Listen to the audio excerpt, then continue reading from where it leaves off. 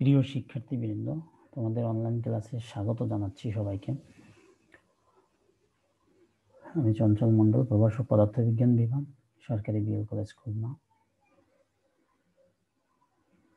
তোমাদের আমি পদার্থবিজ্ঞান প্রথম পত্রের ৪র্থ অধ্যায় নিউটনীয় বলবিদ্যা অংশে নিচ্ছিলাম। তো আজকে 15 নম্বর ক্লাস, তোমাদের থিওরি ক্লাস শেষের পথে। অধিকাংশই শেষ করেছি। তোমাদের এখন থেকে কিছু সৃজনশীল প্রশ্ন সম্পর্কে আমরা আলোচনা করব। এই সৃজনশীল প্রশ্ন তোমরা বাসাতেও পড়বে এবং সলভ করতে চেষ্টা করবে। আমি কিছু সৃজনশীল প্রশ্ন আলাপ করে তোমাদের অধ্যায়টা শেষ করব, আর 2-1টা ক্লাস দেখি সৃজনশীল প্রশ্ন একটা নিয়ে তোমাদের আলোচনা করব। তো প্রথম সৃজনশীল একটি প্রশ্ন, 300 কেজি ভরের একটি গাড়ি 200 মিটার ব্যাসার্ধের একটি রাস্তার মোড়ে 90 কিলোমিটার পার আওয়ার বেগে বাঁক নিচ্ছে। ওই স্থানে রাস্তাটি 5 মিটার চওড়া এবং ভেতরের কিনারা হতে বাইরের কিনারা 1 মিটার উঁচু। তো এটা হচ্ছে আমাদের উদ্দীপক। এই উদ্দীপকটার আলোকে আমাদের বলতে হবে সংরক্ষণশীল বলের সংজ্ঞা দাও। তোমরা সংরক্ষণশীল অসংরক্ষণশীল বল সম্পর্কে ধারণা আছে তোমাদের, সেই সংরক্ষণশীল বল সম্পর্কে ধারণা। খ নম্বর, সরল দোলকের নিরেট ববের পরিবর্তে যদি একই ব্যাসের একটি ফাঁপা বব ব্যবহার করা হয় তবে এদের দোলনকালের কিরূপ পরিবর্তন হবে ব্যাখ্যা করো। কি করতে হবে? একটা নিরেট বব, অর্থাৎ যার ভিতরে কোনো ফাঁপা থাকে না, সেরকম একটা ববের পরিবর্তে যদি একটা একই রকম একটা ফাঁপা বব ব্যবহার করি তাহলে দোলনকালের কোনো পরিবর্তন হবে কিনা বা কিরূপ হবে সেটা আমাদের ব্যাখ্যা করতে হবে। গ নম্বরে, গাড়ির উপর কেন্দ্রমুখী বল নির্ণয় করে। গাড়িটির উপরে কতটুকু কেন্দ্রমুখী বল ক্রিয়া করে সেই কেন্দ্রমুখী বলের মানটা আমাদের বের করে দেখাতে হবে। এবং ঘ দাগে আছে কি, গাড়িটি কি রাস্তার মোড়ে নিরাপদে বাঁক নিতে পারবে? এই রাস্তা থেকে যদি যায় এত বেগে বাঁক নিচ্ছে, এত বেগে বাঁক নিলে সে কি নিরাপদে বাঁক নিতে পারবে কি পারবে না সেটা আমাদের ব্যাখ্যা করতে হবে। প্রথমে আসি সংরক্ষণশীল বল। যে বল কোনো বস্তুর উপর ক্রিয়া করলে তাকে যে কোনো পথে ঘুরিয়ে পুনরায় প্রাথমিক অবস্থানে আনলে বল কর্তৃক কৃত কাজ শূন্য হয়, সেটি হচ্ছে সংরক্ষণশীল বল। অর্থাৎ যে কোনো পথে ঘুরিয়ে যদি পুনরায় আবার সেই বিন্দুতে আনা হয় এবং আনলে কৃত কাজ যদি শূন্য হয়, সেটা হচ্ছে সংরক্ষণশীল বল। এরপরে সরল দোলকের নিরেট ববের পরিবর্তে যদি একই ব্যাসের একটি ফাঁপা বব ব্যবহার করা হয় তবে দোলনকালের কিরূপ পরিবর্তন হবে। সরল দোলকের আমরা জানি কার্যকরী দৈর্ঘ্য, এল, বড় হাতের এল দ্বারা প্রকাশ করে। কার্যকরী দৈর্ঘ্য এল সমান এল প্লাস আর। এল হচ্ছে সুতার দৈর্ঘ্য, সুতার যে দৈর্ঘ্যটা সেই সুতার দৈর্ঘ্য এল, এবং আর হচ্ছে ববের ব্যাসার্ধ আর। তাহলে এটা হচ্ছে তার কার্যকরী দৈর্ঘ্য। এখানে আর দ্বারা ববের ব্যাসার্ধ বোঝানো আছে, এই আরটা হচ্ছে ববের ব্যাসার্ধ। আরো শুদ্ধভাবে বলতে গেলে আর দ্বারা সুতার প্রান্ত বিন্দু হতে ববের ভার কেন্দ্র পর্যন্ত দূরত্বকে বোঝায়। যেহেতু নিরেট গোলকের ভার কেন্দ্র এবং ফাঁপা গোলকের ভার কেন্দ্র একই, ফাঁপা গোলক এবং নিরেট গোলক দুটি যেহেতু ব্যাসার্ধ একই, তাহলে তার ভার কেন্দ্র একই হবে। সুতরাং সরল গোলকের নিরেট ববের পরিবর্তে একই ব্যাসের একটি ফাঁপা বব ব্যবহার করলে আর তথা এল অপরিবর্তিত থাকবে। এল এর কোনো পরিবর্তন হবে না, কেননা আর ব্যাসার্ধ হচ্ছে ফাঁপা ববেরও যে ব্যাসার্ধ আর নিরেট ববেরও একই ব্যাসার্ধ, তাই আর এর কোনো পরিবর্তন হবে না। তাই আর এর পরিবর্তন না হলে সুতার দৈর্ঘ্য এল তো একই, তাহলে এলও একই আর আর এও একই, তাহলে দুইটার ক্ষেত্রেই বড় হাতের এল অর্থাৎ কার্যকরী দৈর্ঘ্য অপরিবর্তিত থাকবে। কার্যকরী দৈর্ঘ্য যদি অপরিবর্তিত থাকে তাহলে দোলনকালের কোনো পরিবর্তন হবে না।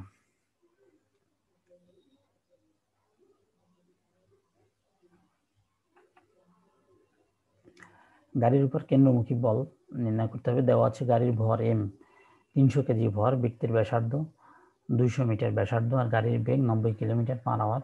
এই কিলোমিটার পার আওয়ারকে আমরা 25 মিটার পার সেকেন্ডে রূপান্তর করে নিলাম। কিলোমিটার 1000 কিলোমিটারে 1 মিটার, আর পার আওয়ার 60 × 60 300 দ্বারা ভাগ হবে, আর 1000 দিয়ে গুণ হবে। গুণ করলে আমরা কি পাবো? 25 মিটার পার সেকেন্ড। বের করতে হবে কেন্দ্রমুখী বল। এই পাচ্ছি আমরা কেন্দ্রমুখী বলটা, সেটা নির্ণয় করব। তাহলে কেন্দ্রমুখী বল আমরা পূর্বে জানি যে এফ অফ সি সমান কত? M V square by R. M V square by R. M হচ্ছে গাড়ির ভর, আর ভি হচ্ছে গাড়ির বেগ, আর আর হচ্ছে বৃত্তাকার পথের ব্যাসার্ধ। তাহলে এই মানগুলো যদি বসাই তাহলে আমরা পাবো 937.5 নিউটন। তাহলে এটা হচ্ছে আমাদের কেন্দ্রমুখী বল।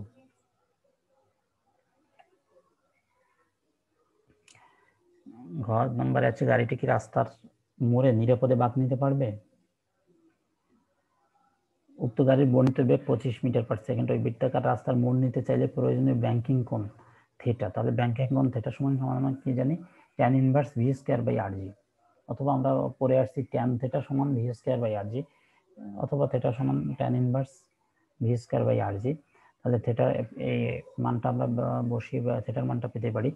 ভির মান আমরা 25, আর আর এর মান হচ্ছে 200, আর জি হচ্ছে 9.8 মিটার পার স্কয়ার সেকেন্ড। এই মানটা বসালে আমরা থিটার মান পাবো 17.7 ডিগ্রি। কিন্তু রাস্তার ঢালুজনিত কারণে প্রাপ্ত ব্যাংকিং কোণ, ঢালুর কারণে ব্যাংকিং কোণ কতটুকু সেটা আমরা বের করব। যে ব্যাংকিং এর ক্ষেত্রে ব্যাংকিং কোণ হচ্ছে থিটা সমান 17.7, আর রাস্তার ব্যাংকিং কোণ থিটা প্রাইম ধরে নিলাম tan inverse H by W. এখানে এসে হচ্ছে রাস্তার এক পাশ হতে অপর পাশের উচ্চতা, লম্ব অংশটা 1 মিটার, 1 মিটার এক পাশ থেকে অপর পাশে, আর ডাব্লিউ হচ্ছে রাস্তার প্রশস্ততা, রাস্তার প্রশস্ততা হচ্ছে 5 মিটার।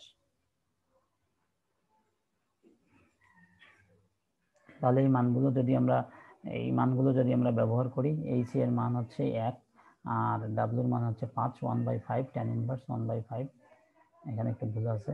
তাহলে থিটা প্রাইমের মান পাবো আমরা 13.3 ডিগ্রি, যেটি হচ্ছে আমাদের গাড়ির ব্যাংকিং কোণ থেকে কম। সুতরাং রাস্তার আকৃতি যথেষ্ট ব্যাংকিং কোণ যোগান দিতে না পারে গাড়িটি রাস্তার মোড়ে নিরাপদে বাঁক নিতে পারবে না। আমাদের ব্যাংকিং কোণ হচ্ছে 11.3, আর এখানে আমাদের প্রয়োজনীয় ব্যাংকিং কোণ দরকার কতটুকু? প্রয়োজনীয় ব্যাংকিং কোণ দরকার 17.7 ডিগ্রি হচ্ছে ব্যাংকিং কোণের দরকার, কিন্তু আমাদের ব্যাংকিং কোণ আছে 11.3, তাই হচ্ছে নিরাপদে বাঁক নিতে পারবে না, গাড়িটি অ্যাক্সিডেন্ট করবে, উল্টে যাবে।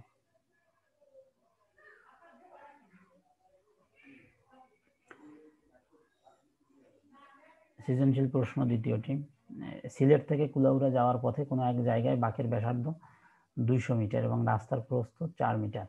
ওই স্থানে একজন গাড়ি চালক সর্বোচ্চ 40 কিলোমিটার পার আওয়ার বেগে বাঁক নিতে পারে। একই রকম আগেরটা আর এটা একই রকম। কার শক্তি উপপাদ্যটি লিখো। তোমরা কার শক্তি উপপাদ্যটি এখনো পড়েছো কিনা জানি না। সকল পর্যাবৃত্ত গতি সরল সন্ধিতে স্পন্দন নয়, ব্যাখ্যা করো। সরল সন্ধিতে স্পন্দনের অংশ তোমাদের এটাও এখনো শেষ হয়েছে কিনা। তো সিলেট কুলাউড়া হচ্ছে রোডে, ওই স্থানে রাস্তার দুই প্রান্তের উচ্চতার পার্থক্য কত সেটা আমাদের বের করতে হবে। আর যদি ওই স্থানে ব্যাংকিং কোণের মান দ্বিগুণ হতো তাহলে গাড়িটির বেগ দ্বিগুণ করলে দুর্ঘটনা এড়ানো যেত কিনা গাণিতিকভাবে বিশ্লেষণ করো। আমাদের দেখাতে হবে যে ব্যাংকিং কোণের মান যদি দ্বিগুণ করা হয় তাহলে গাড়িটির বেগও যদি দ্বিগুণ করা হয় তাহলে দুর্ঘটনা এড়ানো যেত কিনা। কার শক্তি উপপাদ্য তোমরা তারপরেও পড়েছো কিনা জানি না, তারপরে তোমরা একটু পড়বা যে কোনো বস্তুর উপরে প্রযুক্ত বল দ্বারা কৃত কাজ, কোনো বল দ্বারা কোনো বস্তুর উপরে যে কৃত কাজ হবে সেটি বস্তুটির গতিশক্তি পরিবর্তনের সমান। এটা হচ্ছে কার শক্তি উপপাদ্য। সকল পর্যাবৃত্ত গতি সরল সন্ধিতে স্পন্দন নয়, এটার ব্যাখ্যা।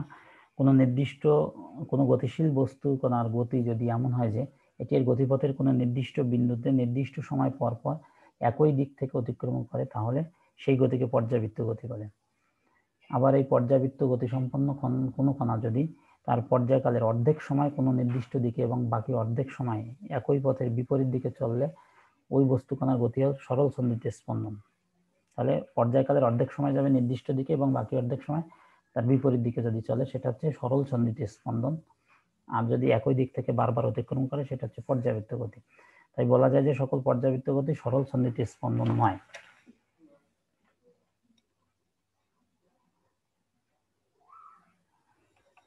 সিলেট কুলাউড়া রোডের ওই স্থানে রাস্তার দুই প্রান্তের উচ্চতার পার্থক্য কত? এখানে আমাদের দেখো দেওয়া আছে ব্যাংকিং কোণ থিটা আর উচ্চতা যেটা এক প্রান্ত থেকে অপর প্রান্তের উচ্চতা এইচ আর এই দূরত্বটা হচ্ছে এক্স, এটা অতিভুজ যেটা।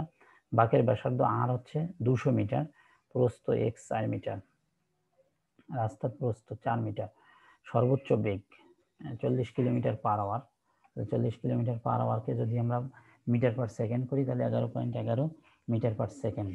40কে 1000 দিয়ে গুণ করলে কিলোমিটারকে মিটার হবে, আর যদি 3660 গুণ 60 দ্বারা যদি ভাগ দেওয়া হয় তাহলে এই পার আওয়ার থেকে পার সেকেন্ড পাবো আমরা।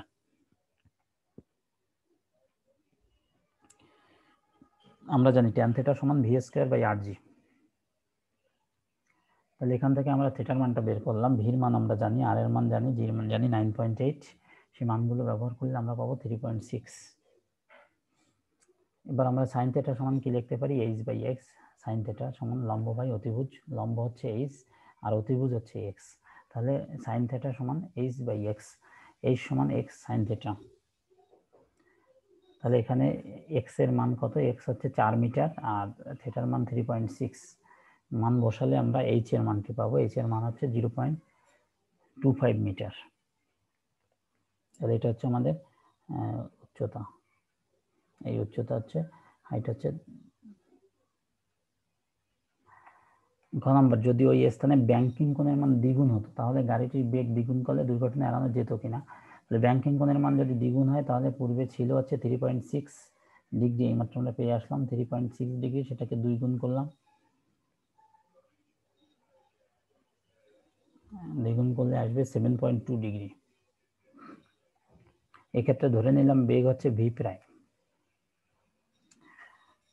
সুতরাং আমরা কি লিখতে পারি, ট্যান থিটা সমান v square by r g. ওইটাকে আমরা কি লিখতে পারি, ট্যান থিটা হচ্ছে 7.2 ডিগ্রি আর v prime square by r g. তাহলে এখান থেকে ভি প্রাইমের মানটা আমরা বের করতে পারি, আর এর মান আমরা জানি, আর জানি এবং জিও জানি। জি হচ্ছে 9.8। তাহলে সেই মানটা আমরা বসালে আর ট্যান থিটার এই মানটা ব্যবহার করলে আমরা পাবো 15.73 মিটার পার সেকেন্ড।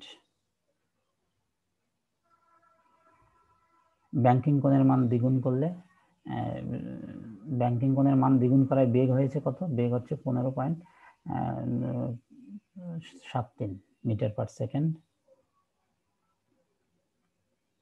এক্ষেত্রে বেগ আগের তুলনায় দ্বিগুণ যদি করি, বেগকে যদি আগের তুলনায় দ্বিগুণ করি তাহলে হবে কত, আগে ছিল 11.11, সেটাকে যদি 2 গুণ করি তাহলে 22.22 অর্থাৎ মিটার পার সেকেন্ড হবে, মিটার পার সেকেন্ড। এক্ষেত্রে কি হবে, দুর্ঘটনা হবে। কারণ দুর্ঘটনা হবে কেন, এত এর দ্বিগুণ মান হচ্ছে এত থেকে কম, এটা দ্বিগুণ করলে 15 দুগুণে 30, 31 পয়েন্ট সামথিং আসবে, আর এখানে মান হয়েছে 22 পয়েন্ট এত, তাহলে এত থেকে কম, তাহলে যেহেতু কম সেহেতু আমাদের দুর্ঘটনা ঘটবে। তাহলে বেগের দ্বিগুণ করলেও আমাদের দুর্ঘটনা ঘটার সম্ভাবনা আছে বা দুর্ঘটনা ঘটবে।